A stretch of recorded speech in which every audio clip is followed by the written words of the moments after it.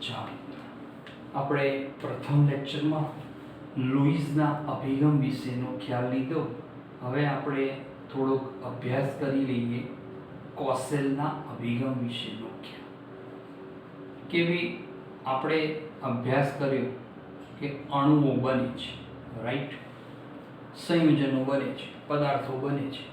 તો આ બધા બનવા માટે જવાબદાર છે એમાં રહેલા આકર્ષણ બળો વિશેનો ખ્યાલ. કંઈક એવું આકર્ષણ બળ જવાબદાર હોય છે, અને એવું આકર્ષણ બળ એટલે કે એને આપણે રાસાયણિક બંધન તરીકે ઓળખીએ છીએ. અને એમાંથી જે અણુઓ બને એની રચના એટલે આણ્વીય રચના કહેવાય છે. તો અહીંયા પહેલા પીરિયડમાં આપણે અભ્યાસ કર્યો કે ભાઈ લુઈસ એના અભિગમ દ્વારા કે ભાઈ એની અંદર થોડોક અભ્યાસ કર્યો કે ભાઈ સહસંયોજક બંધ વિશેના ખ્યાલનો તૈયારી આપી કે સહસંયોજક બંધ કઈ રીતે બને, એની માટે શું જોઈએ, તટસ્થ ધન કર્નેલ પરમાણુ અવસ્થા શું છે, આ વિશેનો આખો એણે આપણને ચિતાર આપ્યો. હવે આપણે વાત કરવી છે કે કોસેલનો અભિગમ, કે કોસેલ શું કહેવા માંગે છે. તો આપણે કોસેલના અભિગમની અંદર થોડોક અભ્યાસ કરીએ કે કોસેલનો અભિગમ તો એ આપણને કયા બંધ તરફ લઈ જાય છે, કેવા આકર્ષણ બળ તરફ લઈ જાય છે, એ સમજવા માટે એણે અલગ અલગ મુદ્દાઓ આપ્યા. એણે કીધું કે ભાઈ આલ્કલી ધાતુ તત્વ. તો આલ્કલી ધાતુ તત્વો એટલે કયો સમૂહ થશે? નંબર 1, સમૂહ 1 ના કે ભાઈ આલ્કલી ધાતુ તત્વો છે પ્રબળ ધન વિદ્યુતમય તત્વો, પ્રબળ ધન વિદ્યુતમય તત્વો તરીકે ઓળખાય છે. પ્રબળ ધન વિદ્યુતમય તત્વો એટલે કે બીજા અર્થમાં પ્રબળ ધન વિદ્યુતમય એટલે કે એની વિદ્યુત ધર્મતા એટલી પ્રબળ હોય કે એમની બાહ્યતમ ભ્રમણ કક્ષામાં એક જ ઇલેક્ટ્રોન છે. એટલે એક ઇલેક્ટ્રોન સરળતાથી મુક્ત કરી એટલે શું બનાવે છે? પ્રબળ ધન વિદ્યુતમય તત્વોનું નિર્માણ કરશે. તો એ આ પ્રબળ ધન વિદ્યુતમય તત્વો બનાવશે. જ્યારે બીજો એણે મુદ્દો આપ્યો કે સમૂહ 17 ના તત્વો એટલે આપણે એનું નામ છે હેલોજન સમૂહ, કે ભાઈ હેલોજન સમૂહના તત્વો વિશે કે જે પ્રબળ ઋણ વિદ્યુતમય તત્વો હોય છે. પ્રબળ ઋણ વિદ્યુતમય તત્વો તરીકે ઓળખાય છે.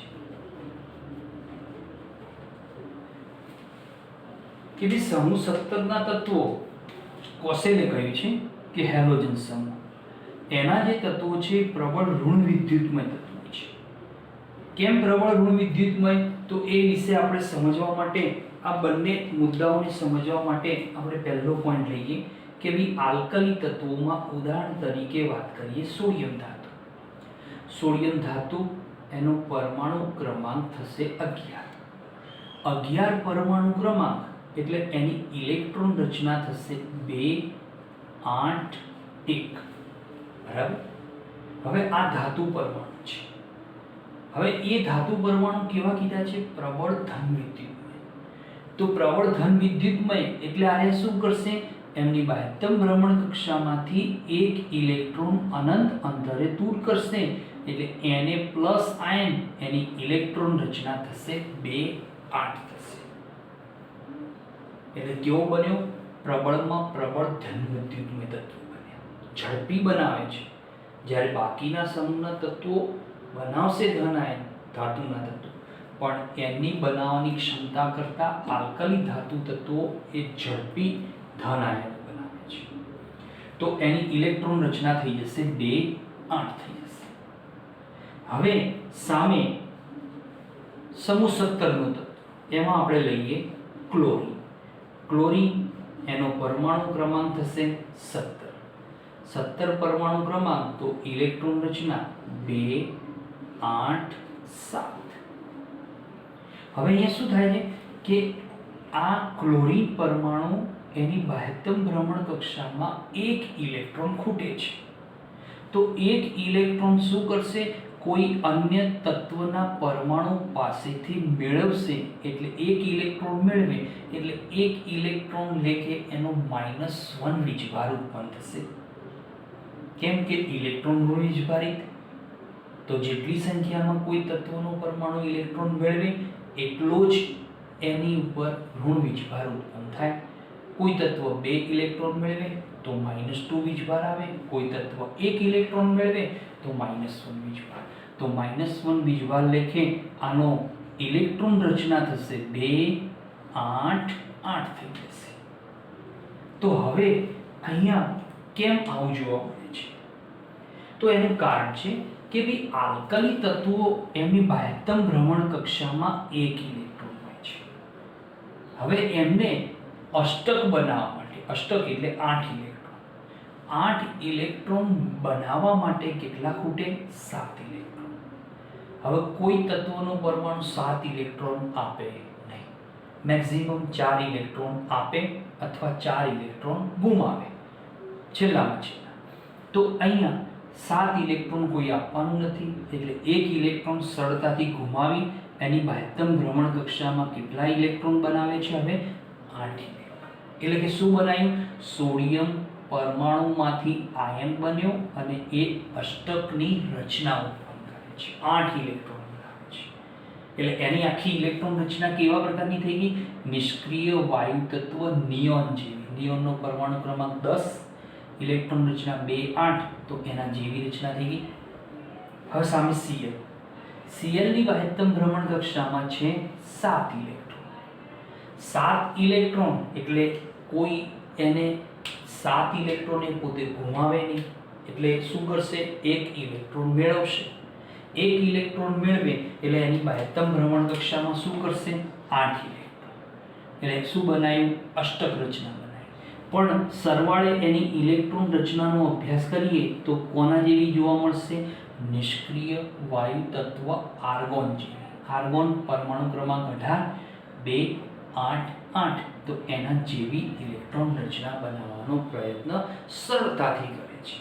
એટલા માટે આલ્કાલી તત્વો પ્રબળ ધન વિદ્યુતમય અને હેલોજન તત્વો પ્રબળ ઋણ વિદ્યુતમય તત્વો તરીકે ઓળખાય છે. હવે એમના જે આયનો બને છે એ આયનો એમની વચ્ચે ઇલેક્ટ્રોનની કોઈ ભાગીદારી થતી નથી. કેમ કે હવે આ શું બન્યા, આયન બન્યા. આયન બન્યા એટલે આમાં શું થશે કે Na+ આયન, કે Na+ આયન, બરાબર. અને સામે બીજો છે Cl- આયન. આ બે આયનો, આમની વચ્ચે એક ખાસ પ્રકારનું પ્રબળ આકર્ષણ બળ ઉત્પન્ન થાય છે. પ્રબળ આકર્ષણ બળ તો ક્યારે ઉત્પન્ન થાય, તો એવું કહેવાય છે કે જ્યારે બે વિરુદ્ધ વીજભારવાળા આયનો 1.4 એંગસ્ટ્રોમ જેટલા અંતરે નજીક આવે ત્યારે, બરાબર, ત્યારે પ્રબળ આકર્ષણ બળ ઉત્પન્ન થાય છે.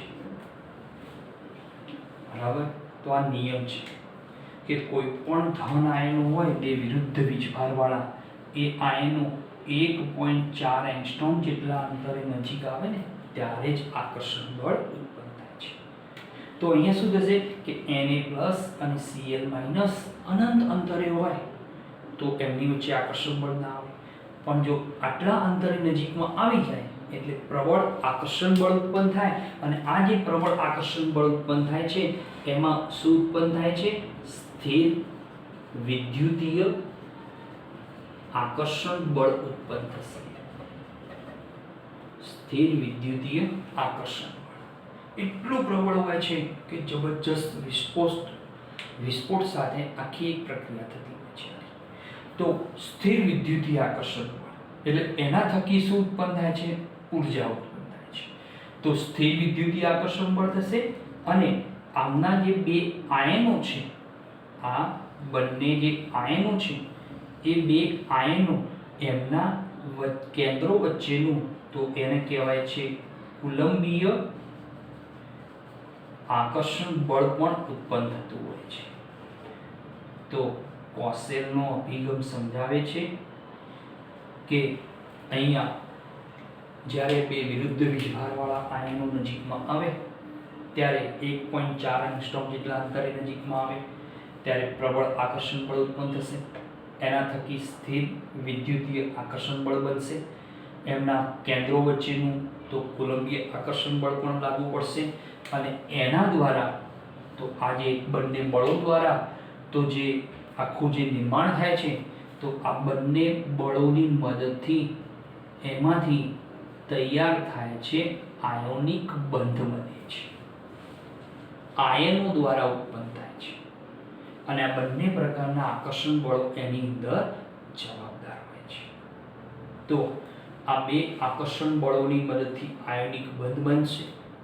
આ જે આયોનિક બંધ બનશે ત્યારે એ વખતે એવું કહેવાય છે કે આયોનિક બંધ બને ત્યારે એમાંથી આયનીય સ્ફટિક બને છે. બરાબર? તો આયનીય સ્ફટિક બને તો એવું કહેવાય છે કે NaCl ના આયનીય સ્ફટિક એટલે કે બીજું નામ કહેવાય છે લેટિસ. એન્થાલ્પી -787 કિલોજૂલ પ્રતિ મોલ, ઘણી ચોપડીઓમાં -788 કિલોજૂલ પ્રતિ મોલ આટલી ઉર્જા જવાબદાર હોય છે. માઇનસ ચિહ્ન છે તો તમે ભણી ગયા કે ભાઈ કોઈ પ્રક્રિયામાં એન્થાલ્પીનું મૂલ્ય માઇનસમાં આવે એટલે શું કહેવા માંગે કે એ પ્રક્રિયા ઉષ્માક્ષેપક પ્રક્રિયા છે. એટલે શું થશે કે બે આયનો જ્યારે આટલું પ્રબળ આકર્ષણ બળ ઉત્પન્ન થશે ત્યારે આયોનિક બંધ બનશે. એ વખતે પુષ્કળ માત્રામાં ઉર્જા ઉત્પન્ન થાય છે. એ ઉર્જા એટલે એને કહેવાય એન્થાલ્પી. અને એમાં શું બને છે? આયનીય સ્ફટિક બને છે. સ્ફટિક એનું બીજું નામ છે લેટિસ. એને આપણે 12 સાયન્સમાં ડિટેલમાં અભ્યાસ કરીશું. તો આ જે સ્ફટિક અથવા લેટિસ બને છે તો એ વખતે જે ઉર્જા ઉત્પન્ન થાય છે એ ઉર્જા બધી અંદર સંગ્રહિત થાય છે. જ્યારે સહસંયોજક બંધમાં ઉર્જા ઉત્પન્ન થાય પણ એ ઉર્જા ક્યાં જાય? વાતાવરણમાં જાય. આની અંદર ઉર્જા સ્ફટિકના નિર્માણમાં જતી રહે છે. એટલે આયનિક બંધમાં જે ઉર્જા ઉત્પન્ન થાય છે એટલી જ ઉર્જા અંદર સંગ્રહિત થઈ જતી હોય છે. એટલે કે બહાર રિલીઝ થતી નથી. તો અહીંયા એવી NaCl ની સ્ફટિક એન્થાલ્પી અથવા લેટિસ એન્થાલ્પીનું મૂલ્ય એટલે -787 કિલોજૂલ પ્રતિ મોલ જેટલી ઉર્જા પ્રાપ્ત થતી હોય છે. તો આ સ્ફટિકને તોડવા માટે આપણે શું આપવું પડે? એન્થાલ્પી આપવી પડે. તો એવું કહેવાય છે કે સ્ફટિકને તોડવા માટે બહારથી એન્થાલ્પી આપવી પડે છે. તો બહારથી એન્થાલ્પી કેટલી આપવી પડે? તો એ વિશેનો અભ્યાસ કરીએ કે ભાઈ એને આપણે સ્ફટિક અથવા તો લેટિસ એન્થાલ્પી કહેવાય. સ્ફટિક અથવા તો લેટિસ એન્થાલ્પી કે સ્ફટિકમાં રહેલા બે વિરુદ્ધ વીજભારિત આયનોને અનંત અંતરે છૂટા પાડવા માટે આપવી પડતી બાહ્ય એન્થાલ્પીને સ્ફટિક અથવા તો લેટિસ એન્થાલ્પી કહે છે. સ્ફટિક અથવા તો લેટિસ એન્થાલ્પી કહેવામાં આવે છે. તો અહીંયા આખી આ રચનામાં સ્ફટિક અથવા તો લેટિસ એન્થાલ્પી જે બને છે એ લેટિસ જે એન્થાલ્પી કે જે એવું કહે છે કે આટલી ઉર્જા તમે બહારથી આપો ત્યારે NaCl નું સ્ફટિક તૂટતો હોય છે. તો એનો અર્થ એમ થયો કે અહીંયા જે સહસંયોજક બંધ હતો કે ભાઈ સહસંયોજક બંધની enthalpy is less than ionic enthalpy, એટલે કે આયોનિક બંધની લેટિસ એન્થાલ્પી. એટલે આનો અર્થ એમ થાય કે ભાઈ આયોનિક બંધની લેટિસ એન્થાલ્પીનું મૂલ્ય હંમેશા ઊંચું હોય સહસંયોજક બંધની એન્થાલ્પીની સરખામણીમાં. બરાબર. તો અહીંયા કોસેલ એના પોતાના મંતવ્યો દ્વારા એણે આખો એક આયોનિક બંધ વિશેનો અહીંયા સંપૂર્ણ ખ્યાલ આપ્યો છે. હવે અહીંયા એની સાથે સાથે તો અહીંયા બીજો એક આપણને કે ભાઈ ટોપિક છે અષ્ટક. એક નાનો ટોપિક છે, આપણે જોઈ લઈએ કે ભાઈ અષ્ટકનો નિયમ. અષ્ટકનો નિયમ શું કહેવામાં આવે છે કે ભાઈ અષ્ટકનો નિયમ તો અહીંયા જે અણુઓમાં જે સહસંયોજક બંધ બને છે, બરાબર, એના વિશેનો ખ્યાલ આપનાર વૈજ્ઞાનિક કે ભાઈ સહસંયોજક બંધ, એના વિશેનો ખ્યાલ આપનાર વૈજ્ઞાનિક તો લેન્ગમ્યુર, બરાબર, અને સાથે સાથે લુઈસ. આ બે વૈજ્ઞાનિકોએ બહુ મોટું કામ કર્યું છે. પણ લેન્ગમ્યુરે એમ કીધું કે લુઈસના સહસંયોજક બંધની અંદર જે ઇલેક્ટ્રોનની ભાગીદારી થાય છે તો એની અંદર અષ્ટક જે રચના બને છે એના વિશેનો ખ્યાલ લુઈસ નથી આપી શક્યો, પણ લેન્ગમ્યુરે આપ્યો. કે લેન્ગમ્યુરે શું કીધું કે એને સમજવા માટે આપણે એક બે ઉદાહરણ લઈએ કે ભાઈ સમજવા માટે H2O એટલે કે ઓક્સિજન અને બે હાઇડ્રોજન પરમાણુ. એમાં ઓક્સિજન એની મહત્તમ ભ્રમણ કક્ષામાં તો 6 ઇલેક્ટ્રોન, એમાં બે અબંધકારક અને બે અયુગ્મિત ઇલેક્ટ્રોન. સામે હાઇડ્રોજન, તો હાઇડ્રોજન એક અયુગ્મિત ઇલેક્ટ્રોન, એક આ ભાગીદારી થશે. હવે આ ભાગીદારીમાં આપણે સમજીએ કે ભાઈ હાઇડ્રોજન પરમાણુ તો H2O ના અણુમાં હાઇડ્રોજન પરમાણુ અષ્ટક રચના બનાવી શકતો નથી. આ બાજુ હાઇડ્રોજન ચેક કરો તો પણ નથી બની શકતી. ઓક્સિજનની જોઈએ તો એની અષ્ટક રચના પૂર્ણ થાય છે. એટલે કે એવું કહેવાય કે જે અણુ એની લુઈસના અભિગમ દ્વારા જે સહસંયોજક બંધ બને છે તો એમાં દરેક પરમાણુ એની આસપાસ પોતાના અને ભાગીદારી સાથેના ઇલેક્ટ્રોનની સંખ્યા 8 થાય એટલે એ અષ્ટકના નિયમનું પાલન કરે છે. તો અહીંયા આ અણુ અષ્ટકના નિયમનું પાલન કરશે. પણ ઘણા એવા અણુઓ છે કે જે અષ્ટકના નિયમનું પાલન કરતા નથી. એટલે કે એને કહેવાય છે અષ્ટક અપૂર્ણ રચના કહેવાય છે. કે અષ્ટક અપૂર્ણ એટલે ખૂટતી રચના જેને તરીકે ઓળખીએ છીએ. તેને સમજવા માટે આપણે NO નું ઉદાહરણ લઈએ. N તો નાઇટ્રોજન, ઓક્સિજન, બરાબર. હવે ઓક્સિજન અહીંયા એના બે લોન પેર મૂકી રાખશે. બે અયુગ્મિત ઇલેક્ટ્રોન ભાગીદારીમાં જશે. હવે નાઇટ્રોજન શું કરશે? એની વાયતમ ભ્રમણ કક્ષામાં 5 ઇલેક્ટ્રોન છે, તો 5 ઇલેક્ટ્રોનમાંથી બે અયુગ્મિત ઇલેક્ટ્રોન ભાગીદારી કરશે, પણ ત્રીજો અયુગ્મિત ઇલેક્ટ્રોન પડ્યો રહે છે અને એક લોન પેર પડી રહે છે. નિયમ પ્રમાણે નાઇટ્રોજન કેટલા બંધ બનાવે? તો આગળના પિરિયડમાં જોઈ ગયા કે 3 બંધ બનાવે. તો અહીંયા શું કરશે કે ભાઈ નાઇટ્રોજન એ પોતાનું આખું ઇલેક્ટ્રોન યુગ્મ ઓક્સિજનને દાન કરશે.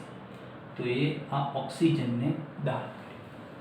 તો એવું કહેવાય છે કે જે અણુમાં કોઈ એક પરમાણુ બીજા પરમાણુને પોતાનું આખું ઇલેક્ટ્રોન યુગ્મ ભાગીદારી માટે દાન કરે તો એવા પ્રકારનો બંધ એટલે એને સવર્ગ બંધ તરીકે ઓળખાય. એટલે કે આ રચના જે બને છે NO, એમાં આ રીતનો એક સવર્ગ બંધનું નિર્માણ થાય છે. અને આની અંદર નાઇટ્રોજન પાસે એક અયુગ્મિત અને ઓક્સિજનના બે લોન પેર. તો હવે તમે આ રચનામાં અભ્યાસ કરીએ તો નાઇટ્રોજન પરમાણુ એની આજુબાજુ તો 8 ઇલેક્ટ્રોન બનાવવા માટે એક ખૂટે છે. એટલે શું થાય? અષ્ટક અપૂર્ણ રચના ધરાવતું નિર્માણ થાય છે. ઓક્સિજનના તો ઓક્સિજનના ઇલેક્ટ્રોનની સંખ્યા તો વધી જાય છે, પણ નાઇટ્રોજન તો એની ઇલેક્ટ્રોનની સંખ્યા ખૂટે છે. એટલે કે અષ્ટકના નિયમનું આ અણુ પાલન કરી શકતો નથી. એને અષ્ટક અપૂર્ણ રચના તરીકે ઓળખવામાં આવે છે. બીજું એવું કહેવાય છે કે અષ્ટક કરતાં વધુ ઇલેક્ટ્રોન ધરાવતા, બરાબર, અષ્ટક કરતાં કેવા ઇલેક્ટ્રોન હોય? વધારે ઇલેક્ટ્રોન હોય. તો અષ્ટક કરતાં વધુ ઇલેક્ટ્રોન હોય તો એવા અણુઓમાં તો ગયા પિરિયડમાં મેં તમને અણુ આપે તો SF6, એની રચના જોઈએ તો સલ્ફર, એની આજુબાજુ 6 ફ્લોરિન પરમાણુ, બરાબર. હવે સલ્ફર એની વાયતમ ભ્રમણ કક્ષામાં તો 6 ઇલેક્ટ્રોન. તો 6 માટે 1 2 3 4 5 6 અયુગ્મિત ઇલેક્ટ્રોન. 6 ફ્લોરિન 6 અયુગ્મિત ઇલેક્ટ્રોન. હવે દરેક ફ્લોરિન એની વાયતમ ભ્રમણ કક્ષામાં તો 7 ઇલેક્ટ્રોન ધરાવે. તો આ એના 6 લોન પેર, એક 7મો ઇલેક્ટ્રોન. આ ફ્લોરિન એના 6 લોન પેર, 7મો ઇલેક્ટ્રોન. આ રીતે દરેક 7મો ઇલેક્ટ્રોન એની સાથે ભાગીદારી કરે છે.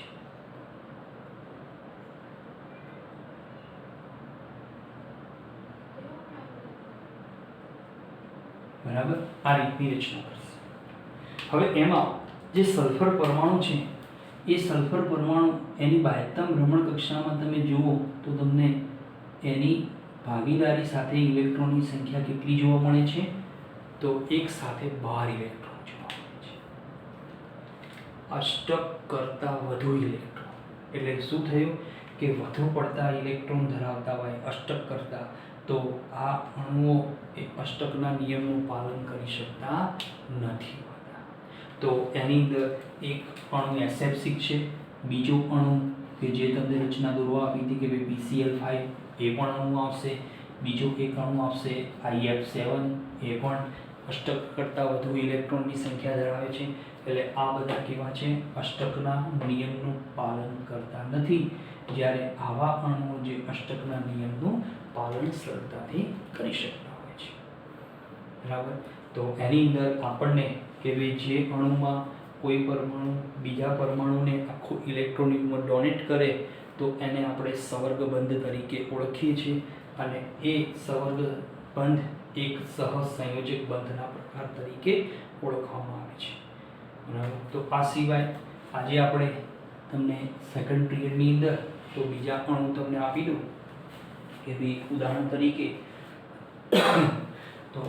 તરીકે ભાઈ CH4, C2H2, C2H4,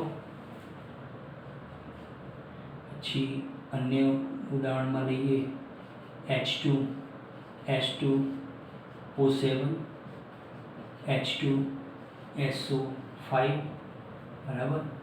અણુમાં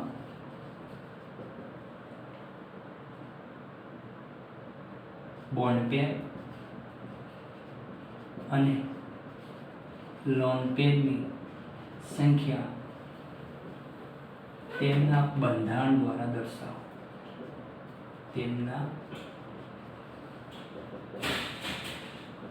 બંધારણો દ્વારા દર્શાવો. બરાબર. આટલું તમારું હોમવર્ક. તો આપણે અહીંયા 2 પીરિયડમાં તો અભ્યાસ કર્યો લુઈસનો, કોસેલનો અભિગમ અને અષ્ટકના નિયમ વિશેનો ખ્યાલ. હવે આપણે અભ્યાસ કરીશું નેક્સ્ટ પીરિયડની અંદર કે ભાઈ લુઈસ દ્વારા આપવામાં આવેલું બિંદુ નિરૂપણ, કે ભાઈ આ જે આપણે દોરીએ છીએ આને આપણે લુઈસ બિંદુ નિરૂપણ કહીએ છીએ. એને દોરવા માટે આપણે અમુક સ્ટેપ યાદ રાખવાના છે. એ સ્ટેપના આધારે આપણે ઘણા બધા અણુઓનું, આ બધા જે અણુઓ દોર્યા છે એ સિવાયના પણ અણુઓ કે જેની અંદર આપણે લુઈસ બિંદુ નિરૂપણ વિશેનો એનો સંપૂર્ણ ખ્યાલ લઈશું.